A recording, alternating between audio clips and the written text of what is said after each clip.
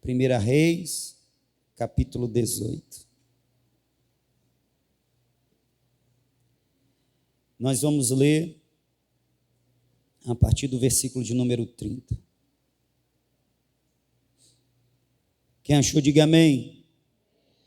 Então Elias disse a todo o povo: chegai-vos a mim. Todo o povo se achegou a ele, e Elias reparou o altar do Senhor, que estava em ruínas. Somente até aqui. E Elias reparou o altar do Senhor, que estava em ruínas. No domingo passado, nós estivemos meditando nessa passagem, e Deus falou aos nossos corações. O título que foi dado à mensagem foi, a parte final do título é Reparadores de Altar. E eu quero nesta noite falar sobre altar com vocês. Nós estamos buscando ao Senhor. E essa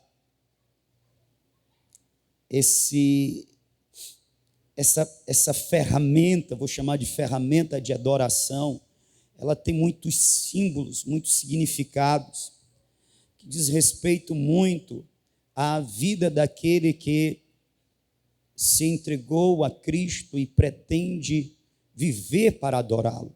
Por isso, a importância de, nesta noite, nós falarmos um pouco sobre altar. Eu quero lançar aos corações aquilo que Deus lançou ao meu. Por isso, eu retornei a esse texto, porque aqui fala de altar reparado, restaurado, para que então o fogo da parte do Senhor viesse do céu e consumisse, como que Deus estivesse dizendo: cheguei, eu sou Deus verdadeiro e eu estou recebendo esta adoração que a mim foi dedicada.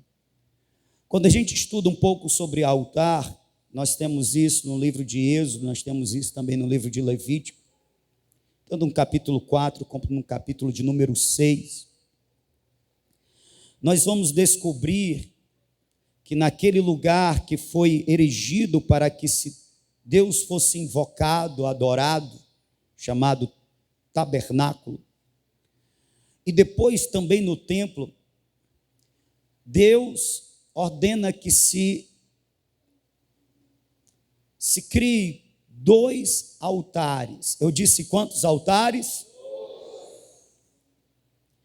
Um altar maior de cerca de 2 metros, e um outro menor, de cerca de 50 centímetros por 1 metro de altura.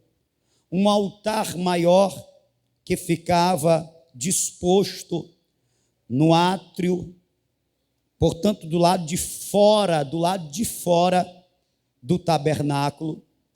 E o segundo altar, o menor, ficava disposto dentro do tabernáculo, bem no limiar entre o santo e o santo dos santos. O maior, era feito de bronze.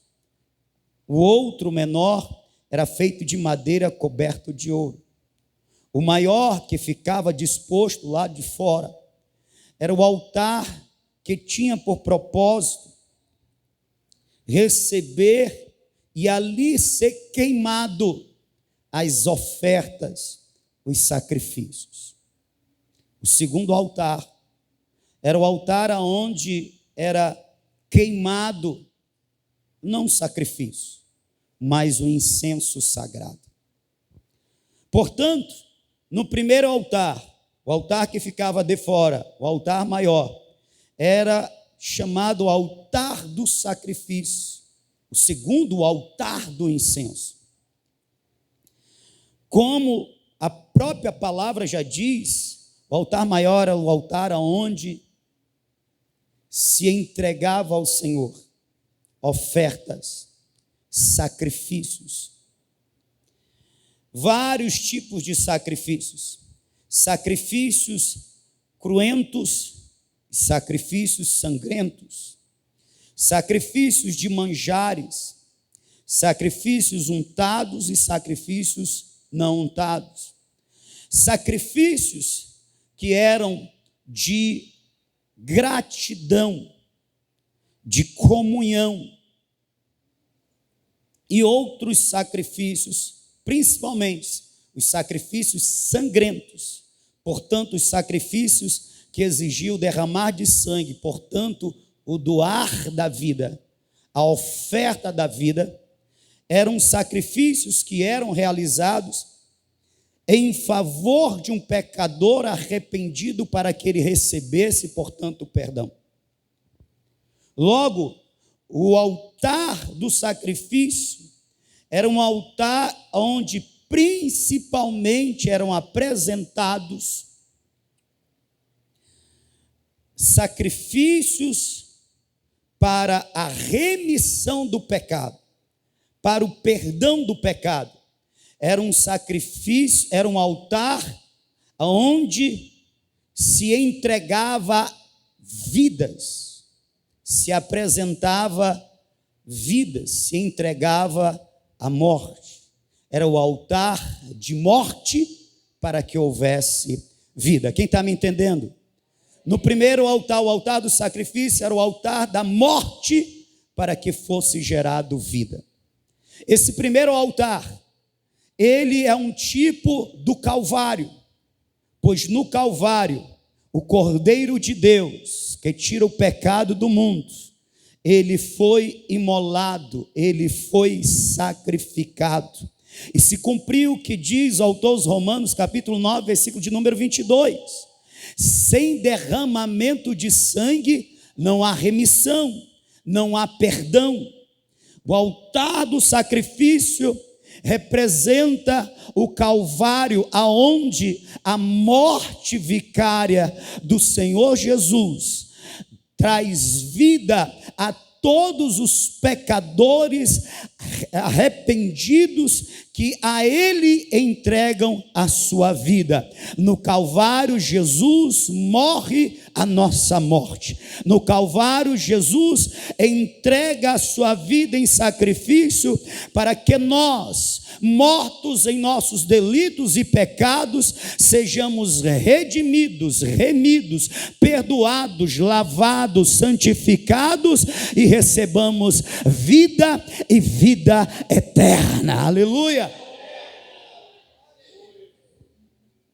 E é interessante que o autor aos Hebreus diz: sem derramamento de sangue, sem sacrifício, sem morte não há perdão, não há remissão de pecados. Pois bem, portanto, sem remissão não há comunhão. O que é que eu estou querendo dizer? É necessário haver a morte vicária, o derramamento de sangue para o pecador ser remido, perdoado, e a partir de então, a partir do perdão recebido, da remissão, é que o pecador pode ter comunhão com o Pai, com Deus. Por isso, para ter acesso ao segundo altar, era necessário, era indispensável passar pelo primeiro altar.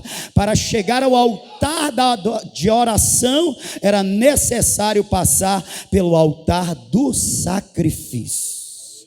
Em outras palavras, só tem, aleluia, um lugar de oração, só é ouvido por Deus aquele que passou primeiramente pelo altar do Calvário e teve um encontro real, verdadeiro com Jesus Cristo, e pelo sangue de Jesus foi remido dos seus pecados.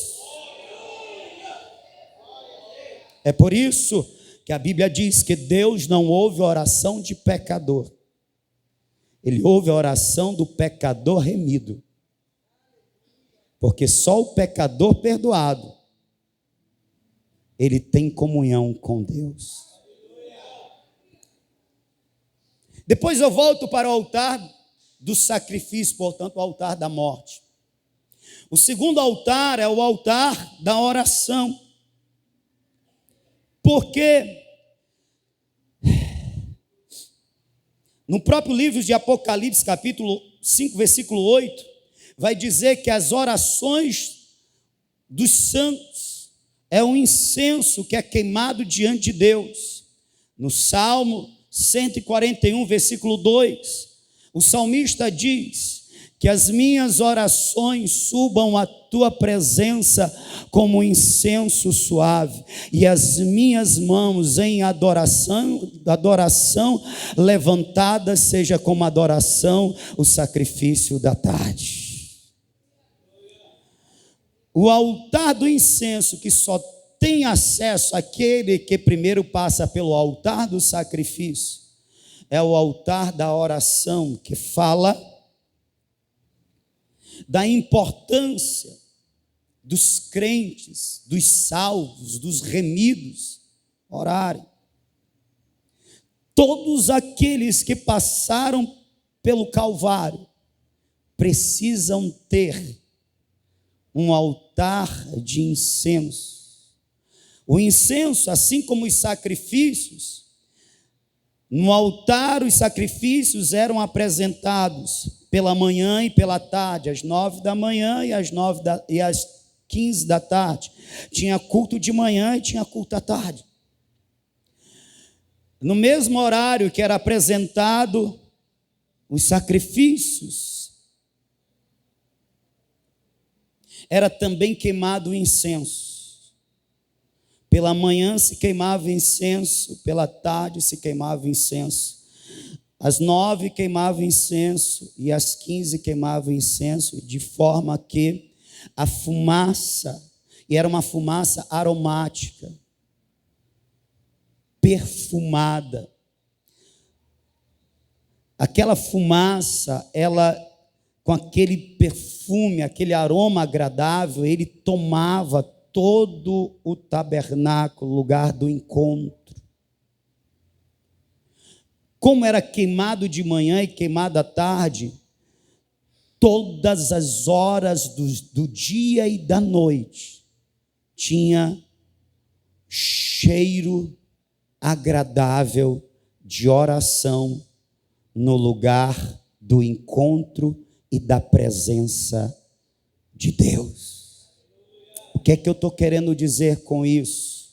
Eu estou querendo dizer que as nossas orações, quando elas são feitas segundo a vontade de Deus, segundo o coração de Deus, ela é como um aroma suave que chega à presença de Deus. E as nossas orações, elas devem ser constantes. O apóstolo Paulo, ele diz que nós devemos orar sem cessar, diariamente, pela manhã, pela tarde, à noite, todas as horas. Nós devemos ter com Deus um momento aonde nós nos apresentamos a Ele e oramos ao Deus dos céus. Todo salvo tem que ter um altar de oração. É interessante que no altar de oração, uma vez por ano, ele tinha 4 pontas. E uma vez por ano, no dia do Yom Kippur, quando era feito o sacrifício, o dia do perdão, da busca do perdão de Deus para toda a nação, os sacerdotes, antes de entrar no Santo dos Santos, levando o sangue do cordeiro, ele pegava um pouco desse sangue e molhava as pontas do altar do incenso. O que isso quer dizer? O sangue é para remissão, O sangue é para perdão. Uma vez por ano, o sangue era posto na ponta do altar do incenso, do cordeiro que foi sacrificado lá no altar do sacrifício.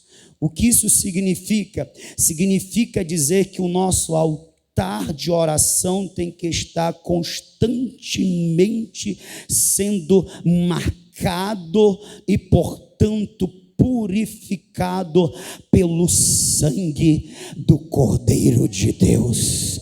Nós devemos, como disse João, aquele que está na luz, aquele que está nele, aleluia, e permanece nele, o sangue dele nos purifica de todo pecado.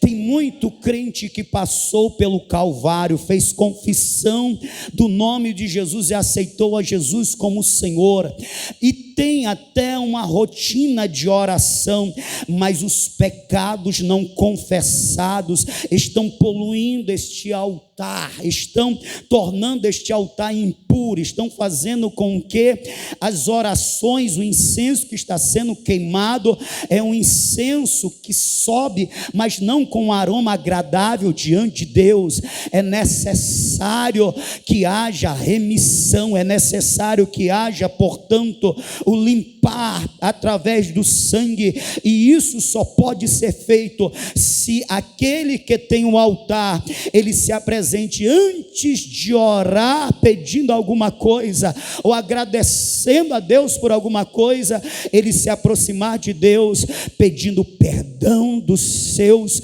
pecados, se arrependendo de sua iniquidade, e quando ele faz isso, é como se o sangue estivesse sendo posto nas pontas, aleluia, do altar da oração. O sangue de Jesus que nos purifica de todo pecado. Quer ter a tua oração ouvida, recebida e chegando de forma agradável diante de Deus? Diariamente se apresente a Deus confessando, arrependido dos teus pecados, e recorra ao sangue de Jesus para te lavar e te santificar.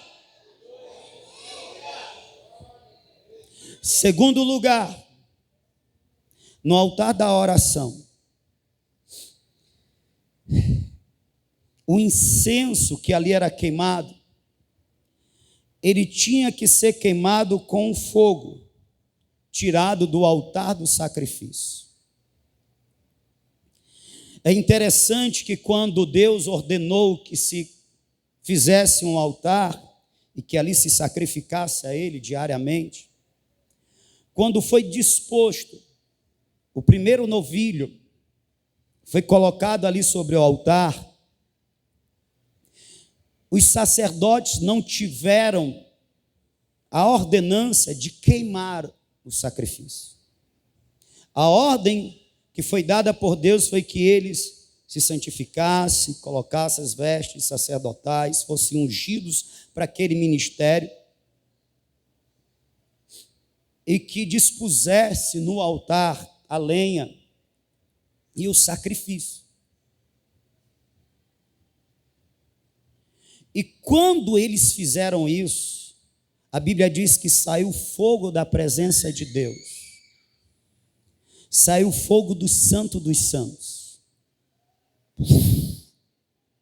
atravessou o santo lugar, percorreu todo o caminho do átrio e atingiu o sacrifício que estava no altar de morte, e o fogo queimou. Por isso nós vamos entender o que diz Deus em Levítico capítulo 6: o fogo arderá continuamente sobre o altar, não se apagará. Aleluia. O crente disponibiliza a lenha e o sacrifício, mas o fogo quem manda é Deus da sua presença. O sangue representa o sacrifício de Cristo, e o fogo representa o quê? Representa a presença do Santo Espírito. Oh, aleluia, glória a Deus. Para nossa oração ter perfume suave, agradável diante de Deus, tem que ter sangue, tem que ter fogo. Não entendi, vou repetir.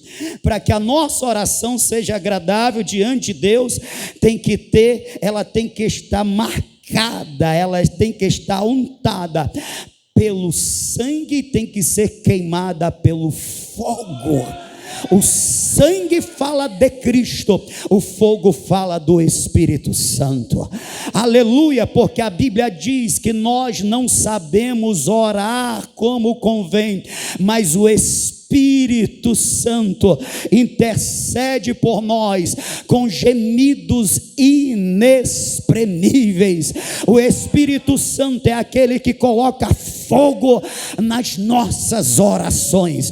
O Espírito Santo é aquele que conduz, aleluia, as nossas orações. O Espírito Santo é aquele que nos dá palavra para que oremos de forma que Deus se agrade da nossa oração. Tem muito crente que não está orando no Espírito, portanto não está orando com o fogo que Deus disse.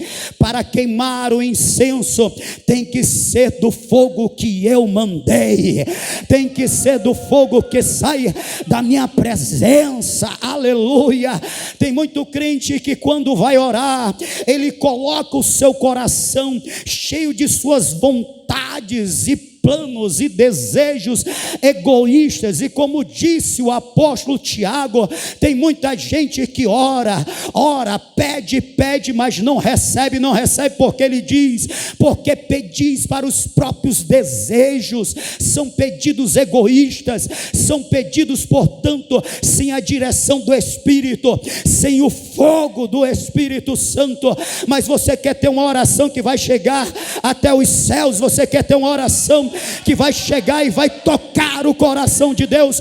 Ore, inspirado pelo Espírito Santo, queimando pelo Espírito do Senhor.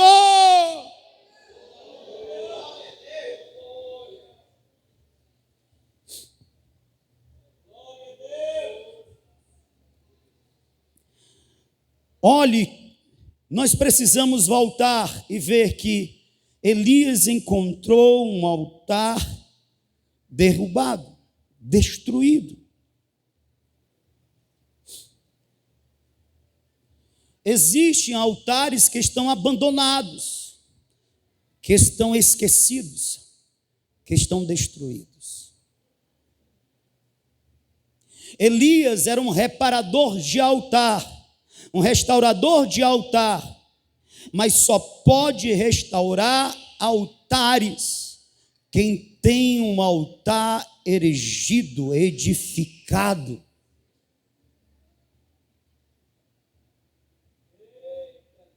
Você só será um agente de Deus para restaurar vidas se a tua vida estiver restaurada. Você só vai ser um agente de Deus para inspirar outros a amarem a Deus, se verdadeiramente você amar. Você só vai poder reconstruir altares derribados se o teu altar,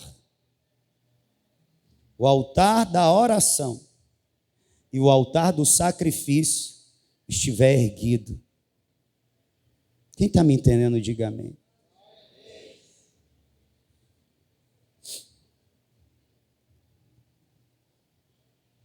Hoje pela manhã foi muito forte, muito.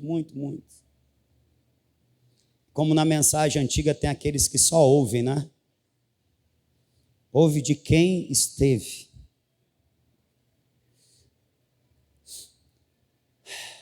Muito forte. Teve um momento que eu me quebrantei muito, pois eu orei ao Espírito Santo pedindo que Ele me ajudasse a construir. Olha aqui, para um pastor falar um negócio desse, a construir um altar permanente no secreto. Porque às vezes a gente até consegue orar num ambiente como esse, que é um ambiente impregnado de santidade, de presença, de glória, e a gente se sente mais à vontade.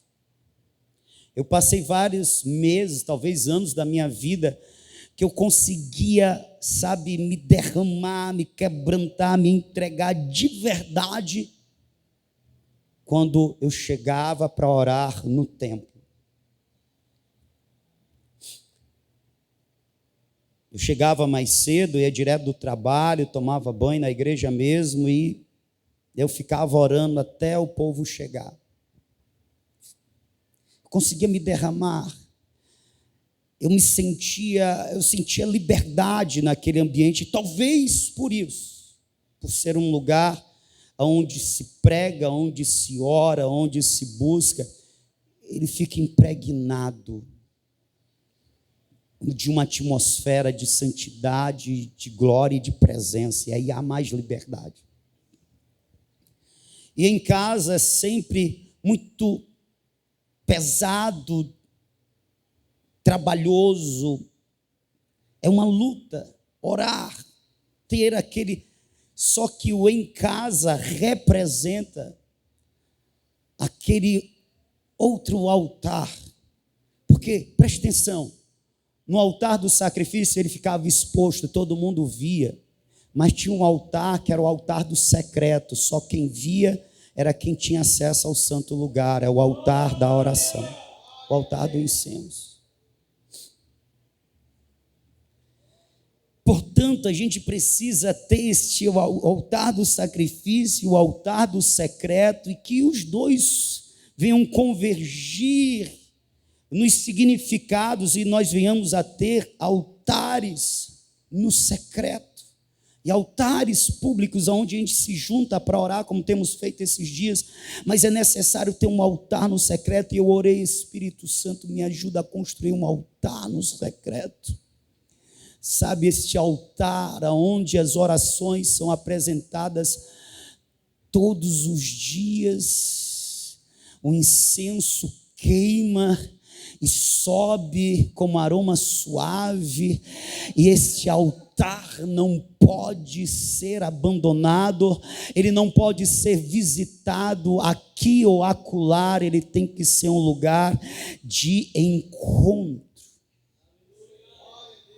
Sabe, um lugar de encontro, de presença, onde se ame estar neste ambiente.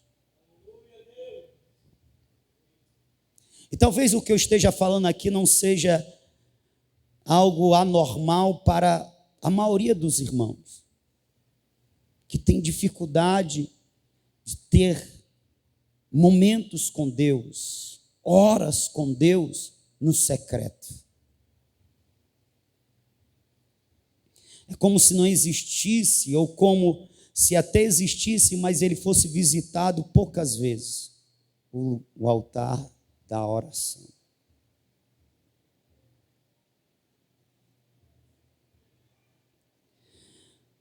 Logo, a semelhança daquele tempo, existem altares que estão abandonados e precisam ser restaurados. Existem pessoas que precisam não apenas restaurar altares, tem pessoas aqui, nesta noite, que não têm um altar no secreto, não tem uma vida de oração no secreto. Tem pessoas aqui, nesta noite, que precisam orar: Espírito Santo, me ajuda a construir um altar.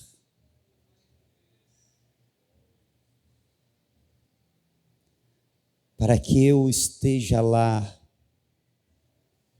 e eu tenha um encontro com Deus.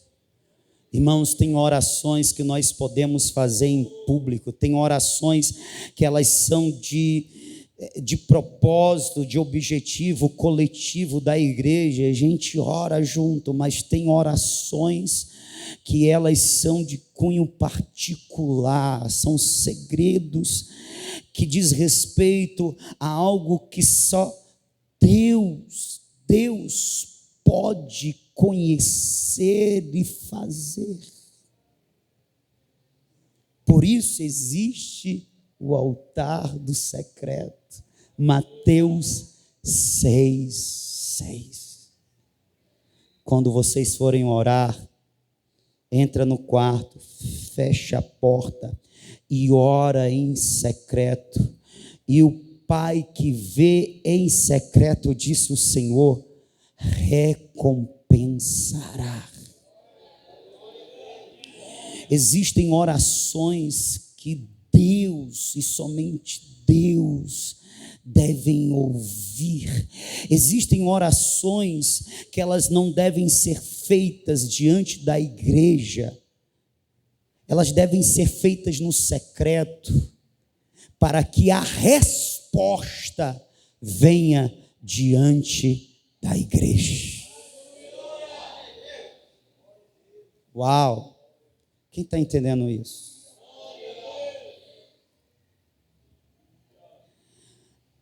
Eu estava pensando por que este altar do secreto, ele é abandonado por alguns, ele não é construído por outros.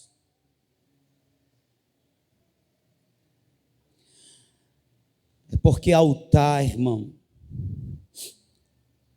altar é lugar de oração, mas é também lugar de morte. E tem muito crente que não quer morrer. Altar é lugar de sacrifício. É lugar de morrer.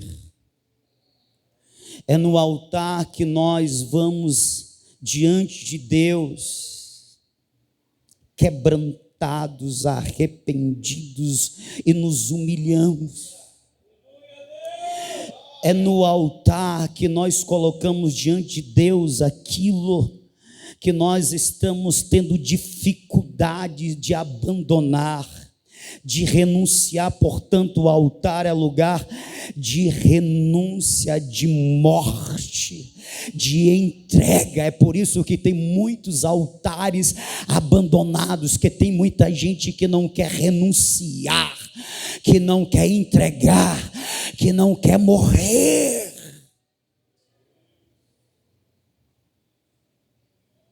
Por isso existem muitos altares que estão abandonados, destruídos, mas nesta noite o Espírito Santo quer ajudar você a restaurar o altar, o teu altar. O Espírito Santo quer te ajudar a construir um altar na tua vida, onde você vai lá e vai se render, vai se entregar, vai morrer, vai fazer cumprir na tua vida o que disse o apóstolo Paulo em Romanos, capítulo 8, versículo de número 36, por amor de ti nós somos entregue à morte todos os dias, somos como ovelhas diante do matadouro, aleluia. Mas veja o que o apóstolo Paulo diz: por amor de ti nós somos entregue à morte todos os dias. Só tem um altar erigido quem está disposto a morrer, e só quem está disposto a morrer é quem ama verdadeiramente e de fato o seu Senhor. É por amor de ti que somos entregues à morte. É por isso que tem muitos altares que não foram erigidos. Por isso que existem muitos altares que precisam ser reconstruídos. Porque tem muita gente que ainda não ama. E porque não ama, não está disposto a morrer. E quando eu digo morrer, eu não falo de morrer apenas o eu para o pecado. Quem está me ouvindo, diga amém. Às vezes o Senhor nos chama e nos pede que sacrifiquemos algo que nos importa muito. Lembra de Abraão? Abraão, me dê o seu filho que tu amas, que tu mais amas. Abraão entendeu o recado. Deus não está pedindo Ismael, Deus está pedindo o meu Isaque.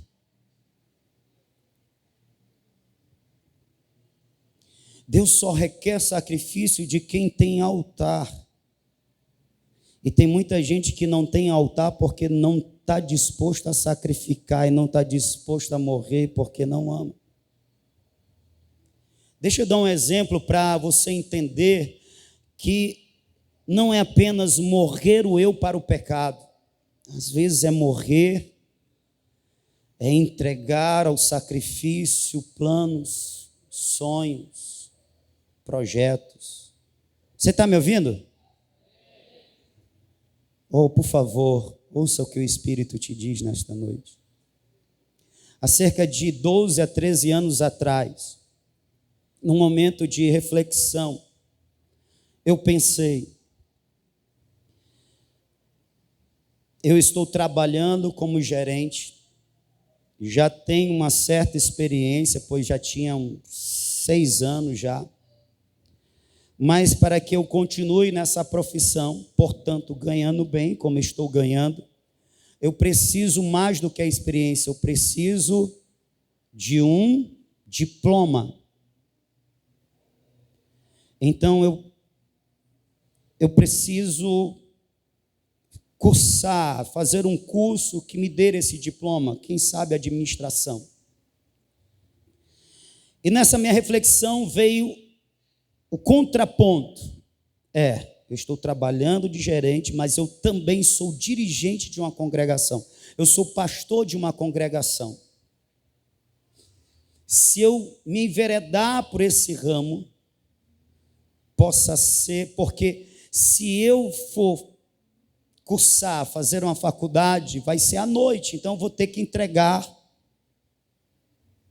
à igreja. E aí eu tive que decidir, eu invisto na minha profissão como gerente, ou eu continuo como pastor e invisto no meu chamado. E naquele dia eu decidi, eu não vou fazer uma faculdade secular, um curso secular, eu vou fazer um seminário. Isso há 12 anos atrás. E eu fui para o seminário. Alguns meses depois, eu saí do emprego de gerente, porque Deus me tirou. 2 anos depois, Deus estava me conduzindo a abrir, a ser fundador da igreja Manancial.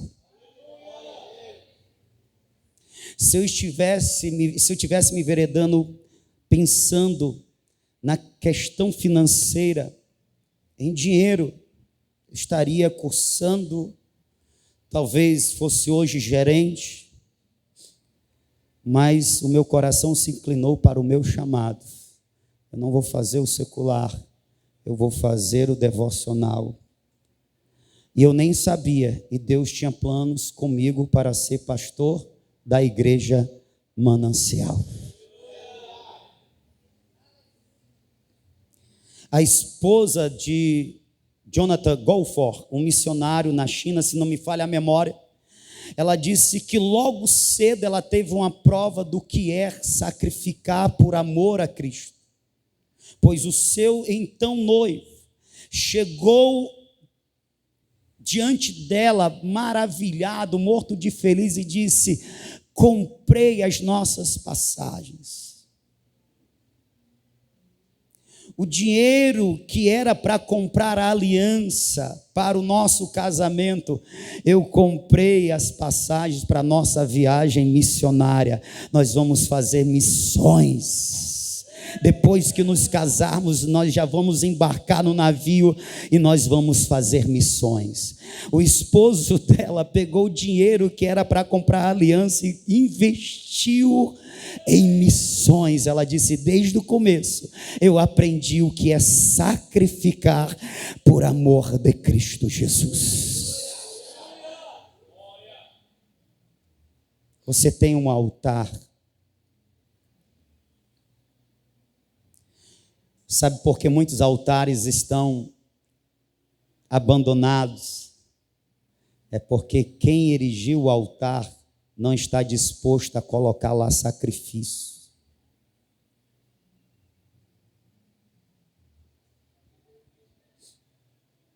Quem está me entendendo, diga amém. O Espírito Santo vem falando nesses dias, mas tem pessoas que ouvem. E Deus tem falado de altares que precisam ser restaurados, e tem pessoas que ouvem. E porque elas ouvem, entra e sai do outro lado, porque ela não está disposta a sacrificar, e não está disposta a sacrificar porque não ama o suficiente. Pastor, como eu amo. Você já devia amar. 1 João 4,19, nós o amamos porque ele nos amou primeiro. Paulo, escrevendo aos Romanos, ele disse: o amor de Deus está derramado nos nossos corações. Romanos capítulo 5, versículo de número 5 ou 4, se não me falha a memória. No versículo de número 8 ele diz: Deus prova o seu amor para conosco pelo fato de ter Cristo Jesus morrido por nós, sendo nós ainda pecadores. Como é que eu amo? Quando eu sou amado e eu reconheço o amor do amado por mim. Eu não entendi, eu vou repetir. Eu amo quando eu sou amado e reconheço que o amor do amado por mim. E como eu reconheço esse amor? Quando eu olho para a cruz e eu vejo Deus morrendo a minha morte. Eu vejo o Deus exaltado sendo humilhado para que eu tivesse, aleluia, o direito de ser exaltado na glória. Eu amo o Senhor quando eu vejo Ele me amando na cruz do Calvário. Aleluia. É sim mais fácil estar disposto a morrer, estar disposto a renunciar, a entregar no altar. Quando eu olho para Jesus e eu vejo Ele morrendo por mim, eu vejo Ele renunciando por mim, eu vejo Ele se entregando por mim, eu vejo nele o amor sendo manifesto, eu vejo nele um modelo do amor que eu preciso, aleluia, imitar. E eu olho para ele, eu vejo o amor, eu me sinto amado e eu sou impelido a amar e retribuir, fazer a mesma ou de forma semelhante o que ele fez por mim. Só tem altar erigido quem olha para o altar do Senhor Jesus. Só tem amor para quem olha para o amor dele. Só tem disposição para sacrificar quem olha para o sacrifício dele. Aleluia. Tem muita gente que não entende algumas perguntas de Jesus e algumas exigências de Jesus. Jesus chegou para os seus discípulos e perguntou: o que dizem os outros acerca de mim? Uns dizem que tu és o profeta, és Elias, alguns dos profetas. Aí ele dirige a pergunta agora aos seus discípulos: e vocês, o que dizem acerca de mim? Tem muita gente que ouve errado essa pergunta de Jesus. Tem gente que está ouvindo assim: o que vocês sabem acerca do que eu possa fazer por você? O que vocês conhecem, o que eu possa fazer por você? Como eu posso te abençoar, como eu te posso fazer prosperar, como eu posso fazer você progredir. Jesus não perguntou o que dizem os outros acerca do que eu tenho e do como eu posso abençoar. Não foi essa a pergunta. A pergunta do Senhor Jesus foi: e vocês, o que vocês dizem acerca de quem eu sou para vocês. Quem é Jesus para você? Quem é Jesus para você, minha irmã? Quem é Jesus para você, meu irmão? Jesus é Deus o suficiente, amado por você, ao ponto de você renunciar, ao ponto de você morrer, ao ponto de você entregar diante do altar ofertas de sacrifício e adoração a Ele. Quem é Jesus para você? Tem muita gente que não entende as exigências de Jesus, quando Jesus disse: quem quiser me seguir, negue a si mesmo, tome a sua cruz e siga-me. Em outras palavras, quem quiser vir após mim, esteja disposto a morrer. Tem um altar constante de sacrifício, de morte.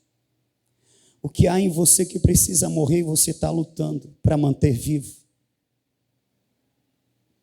Quanto tempo você vai estar evitando? Quando Deus tem bradado dias após dias ao teu coração, te chamando para a morte. Você só vai poder ter a vida dele se você morrer a morte que você tem que morrer do seu eu. Quando Moisés disse: Senhor, mostra-me a tua glória, Deus entendeu: você quer ver a minha face, você quer mais intimidade comigo, você quer ver o meu poder na plenitude. Moisés, isso não é possível se você não morrer, porque ninguém pode me ver e permanecer vivo. Eu não entendi, pastor. Só pode ter comunhão íntima e verdadeira, só pode ver a face, a glória de Deus, quem estiver disposto a morrer.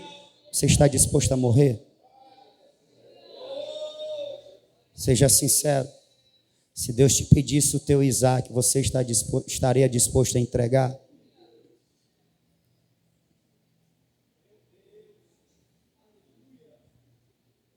Você está disposto a morrer? Deus quer se revelar. Deus quer manifestar a sua glória. Ele quer manifestar a sua bondade. Mas é preciso estar disposto a morrer. Você quer morrer? Eu tenho certeza que tem pessoas nesta noite que tem sacrifícios a apresentar, que tem mortes, que tem renúncias, que tem entregas, que devem ser feitas para que rompa a barreira, para que atravesse o limiar e possa viver uma nova vida, uma vida plena em Cristo, em Deus o Pai. Tem pessoas que precisam, mas estão resistindo. Se é o medo, oh aleluia, entrega o sacrifício, o fogo vai descer, o Espírito de Deus vai vir, todo medo vai dar lugar ao amor. Eu tenho certeza que tem pessoas hoje que precisam restaurar altares. A questão é: você está disposto? Não é demais Deus pedir de nós o tudo, inclusive a nossa vida, quando Ele entregou tudo por nós, inclusive a vida do seu filho na cruz. Você quer ver a glória de Deus? Você quer deixar essa vida seca, fria, vazia? Você frequenta a igreja, você tem alguns momentos, mas é tão raso, tão pouco. De novo vem aquele vazio, aquela sequidão, você quer viver uma vida plena, morra nesta noite. Entregue no altar do sacrifício o que precisa ser queimado, o que precisa ser consumido. Você pode ficar de pé.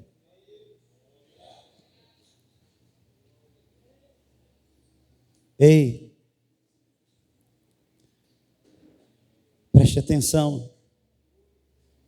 Ei, preste atenção. O altar restaurado foi um altar onde foi apresentado o sacrifício. Houve morte, para que viesse o fogo, viesse a glória, a presença, para que houvesse a manifestação do poder, da presença, a manifestação do Todo-Poderoso. Precisou ter um altar com sacrifício, para que viesse, aleluia, a multidão vibrar, convencida e convertida.